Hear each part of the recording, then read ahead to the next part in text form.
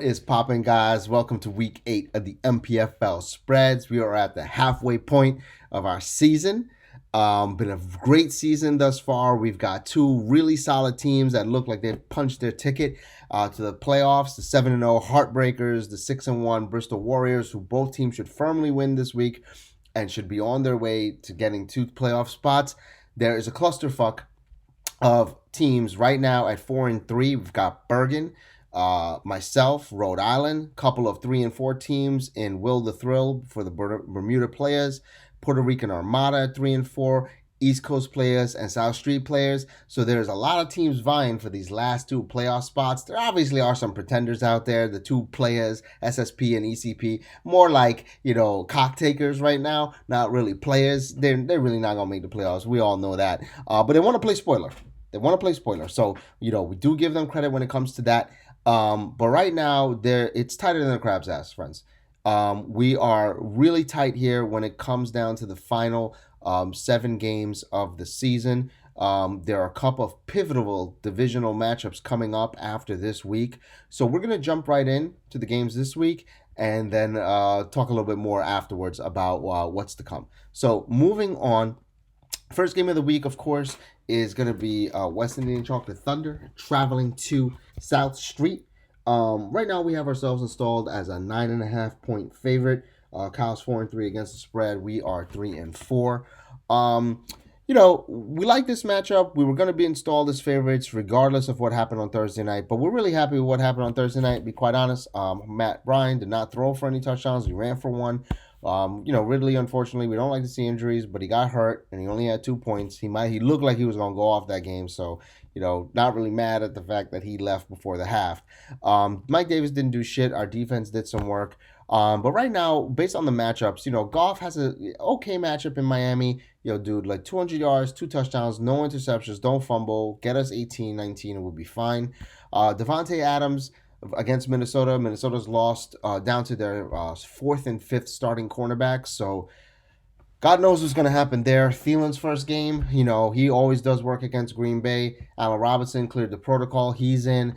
A.J. Brown's just been fucking an animal. And he's at Cincinnati. So he should do work along with Jonno Smith. Patrick Green is the number 2 ranked linebacker in the game. So right now, we're solid.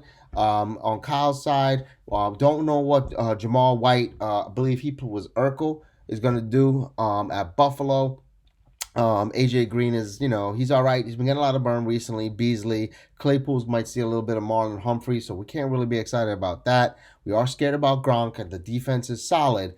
But we should be able to win this game. We have to win this game because we got to get to 5-3 before we start playing Bristol, Rampage, Bergen, Puerto Rico, all these really tough teams that are upcoming on the schedule, Bermuda. So real important game for us. We should put down this dog this week and move on to brighter pastures come next week. Moving on, Rhode Island Rampage is at Penn. Rhode Island is a 10.5 point favorite on the road. They're 4-3 against the spread. Penn is 3-4. But this matchup, friends, is a little bit tougher than you may think. And here's why. Penn, since all that Gase for Coop talk, has been on a fucking tear. Right? They're 1-2 in a row. They've been making some moves on the wire. Guys have been picking up their play, like DJ Moore, Boyd, Landry, even Wentz, after he was called out, has been playing better. And Wentz has a blow-up matchup this week, friends, against our putrid Dallas team. He gets Goddard back. He gets Rager back. Fulgham has been a revelation. Kudos to Bristol for picking him up. So we got to like that matchup. Mahomes has a great matchup against the Jets, but it's conceivable that Bell may get some touchdowns. It's conceivable that by the third quarter, they're up 31-3. Mahomes boy is going to be on the bench chilling. He'll have 200 yards and 2 touchdowns, and he'll just be cooling out. So this may not be a 40-point game for Mahomes, and he might need it because Elliott is trash. For me personally, Elliott is out of the top 10. The offensive line is whack. You got Ben Gallucci, the actor, as your quarterback. I don't really see how he's going to get room to run. I don't. Stack the box, make Ben Gallucci beat you. I mean, you don't need to be an NFL defensive coordinator to understand that that is the game plan. 8 in the box, make Gallucci beat you, right? Kamara is at Chicago. Now we know the deal. Chicago, it's 20 degrees in Chicago. It's the calendar's turning ugly. It's November now. And I don't think Kamara's going to get off like he normally does, right? I definitely don't think he's going to get in the end zone. Gallman is going up against the second best run defense in the league in Tampa. I don't know where he's going. Brown is playing against Pittsburgh. He really isn't doing much work anyway. So this is a tough matchup here. You know, you got Garrett and PPP, and those defensive guys might rule the day. But we really do like Wentz. I don't know why Corey Clement is in there. You know, Penn, if you see this, you might want to take a look at some other wire running backs because you're just getting 1 point if you throw that dude in there. Landry, Boyd, Jefferson. Drew Samples, I suck him.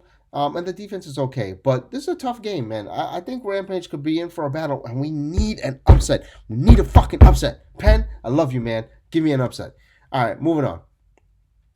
New York Slaughterhouse is at the Bristol Warriors. And friends, we want to issue our most heartfelt apology to the Bristol franchise, to Mr. Kamnick, Mr. Send us to Shutty Town, Jabroni Lane, and Cocksmoker Avenue, because this team is 6-1, and last week they put up a fucking points bonanza of 126, I believe. There were sacks on Monday night and stuff like that brought this team to victory from Mr. Mack. And when you look at the team now, made a deal for Waller, made some waiver wire pickups in Fulgham and Ayuk. Deontay Johnson was a waiver wire guy that he had drafted, dropped, and then picked him up back off the wire. The defense is getting healthy. Leonard is back. Devin White's #1 ranked linebacker. I think Bristol Brass has been hanging out with the NBA because I think he's looking to buy an NBA franchise and hanging out with Dame Lillard and LeBron and all those boys because we got something this week from Bristol. And I don't know if you guys can see it. And it was basically a moniker that's coming from the NBA. Put some fucking respect on this man's name. We've been out here week after week talking about that, they only score 80 points a game. They have the lowest points scored against. The squad is whack. We don't know how they're winning. Mike Thomas has been out, smoky mirrors, all that shit. But we got to give him respect. We really like Bristol now. We play them next week, so we want to, ahead of that matchup, show them respect that they deserve. And also, they're 7.5-point favorite this week, 5-2 against the spread. Slaughterhouse is 2-5 against the spread. And the reason why it's only 7.5 is because the bad man is playing Minnesota. And Minnesota, like I said, is down to their 4th and 5th starting cornerbacks. So, with Aaron Jones out, Jamal Williams is not like a goal line back, so there could be a lot of throwing down by the goal line, and Aaron Rodgers could go off. He could get 40. He could get 40, B. He could get 38. Tannehill has a good matchup, but Tannehill's not that guy that gets, 35 points. Cook always goes off for 102 touchdowns against Green Bay. It's like you can fucking bank it, right? Montgomery is trash, right? He's going up against New Orleans' top 5 run defense, so he gonna get you 4 points. Bank it, right? Gaskin is solid. Rams' run defense is okay. We like Lockett, but Lockett is a hit or miss guy, B. He's like that store hit or miss, right? Because one week he's gonna get you 150 yards and 2 or 3 touchdowns. Then the next week he's gonna get you 42 yards and 3 catches. I think there's a 42-yard and 3-catch week for him, bro. Metcalf is gonna get the juice this week. Jones already did his thing, but of course he didn't get in the end zone. Deontay Johnson is going to see some Marlon Humphrey up his ass, so he's not going to be going off like he did last week. Hardman is where I think this game turns as far as the spread goes because Hardman is a guy, of course, where it's like a box of chocolates. You don't know what you're going to get. And really, you kind of do. He's going to get, 4 targets. If he doesn't get a big bomb, then he's going to get 42 yards. And if he doesn't get a punt return, then he's going to leave you with 3 points, right? Fulgham is just going to go fucking bananas against Dallas. We know that. Evans is good. He's going to have a great week this week because Godwin is out. But when Godwin comes back next week and AB comes back, he's somebody that might even be a bencher, right? Ayuk is going to have a great week. Seattle has the second or I think the worst pass defense in the league. Yeah, they're 32. So he's going to be all right. So we really like Bristol this week. They should go to 7-1. It could be a tougher game than people suspect because of Aaron Rodgers and Cook. And Van Der Esch, pretty good defensive guy that he picked up off the wire. But we firmly believe that this team will be 7-1. So much respect to you. Moving on. Uh, Two snake bitten teams, or really one snake bitten team here. You got Bermuda players heading to Bergen. Bermuda is a 9.5 point dog in this game. Their Bermuda's 2-5 against the spread. Bergen is 3-4. Um, Bergen without appropriate quarterback play has been actually really good this year, right? He's been spinning his wheels with quarterback play after Garoppolo. He picked up Cam Newton off the wire, like just complete and utter fucking trash at the core QB position. Can you imagine if this guy had a Rodgers or a Herbert type guy on this team? Probably be 6-1, and probably be solidly running away with a playoff spot. And here's why: they got the best running back in the game as far as I'm concerned in Derrick Henry, right? He's going up against Cincinnati, B. Cincinnati. He just put 28 in my ass a couple weeks ago. He could do the same here against Bermuda. I think this is the game that knocks Bermuda out of all playoff contention and puts them on the road to a rebuild for next year. Mixon is out. They didn't back up Mixon with Bernard for whatever reason. So they got to play a guy like, Aguilar as their last flex. I mean, I'm not trying to shit on Aguilar. He does work, sometimes, but I'm not expecting him to get 100 yards and a touchdown again. Like, I just don't see it.